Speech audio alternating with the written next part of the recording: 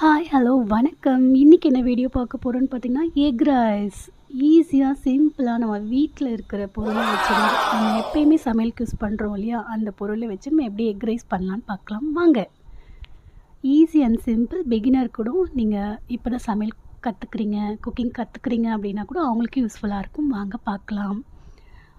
First stove on பண்ணிக்கோங்க. Stove on பண்ணதுக்கப்புறமா ஒரு கடாய் வச்சுக்கோங்க. கடாய் நல்லா ஹீட் ஆனதுக்கப்புறமா ஒரு 4 ஸ்பூன் ஆயில் ஆட் பண்ணிக்கோங்க.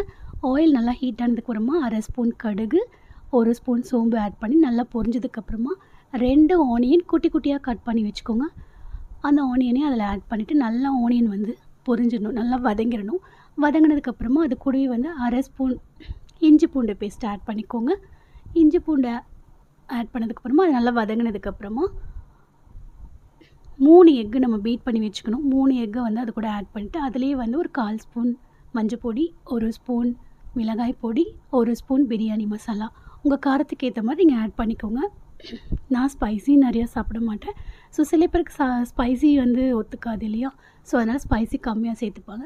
ஸ்பைசி வேணும் அப்படின்னா நீங்கள் அதிகமாக ஆட் பண்ணிக்கோங்க. அதுக்கப்புறம் இது நல்லா வந்து நீங்கள் கிளறி விட்டுட்டு நல்லா மசாலாவும் எக்கும் நல்லா பொரிஞ்சதுக்கப்புறமா லாஸ்ட்டாக வந்து சுட சுட பண்ணி வச்ச ரைஸை வந்து எடுத்து அதில் ஆட் பண்ணிக்கோங்க. இது வந்து ஒரு 3 மெம்பர்ஸ் சாப்பிட்ற மாதிரி 3 எக் எடுத்துருக்கீங்க இல்லையா? ஸோ அதுக்கேற்ற மாதிரி ரைஸ் ஆட் பண்ணி நல்லா கிளறி விட்டுக்கோங்க. நல்லா கிளறி ஒரு 5 மினிட்ஸ் நல்லா கிளறி விட்டுட்டிங்கன்னா எக் ரைஸ் ரெடி. வீடியோ பிடிச்சிருந்தா லைக் பண்ணுங்கள், ஷேர் பண்ணுங்கள், மறக்காமல் என்னோடய சேனலை சப்ஸ்கிரைப் பண்ணுங்கள். Thank you so much. டாட்டா பாய். நெக்ஸ்ட் வீடியோவில் பார்க்கலாம்.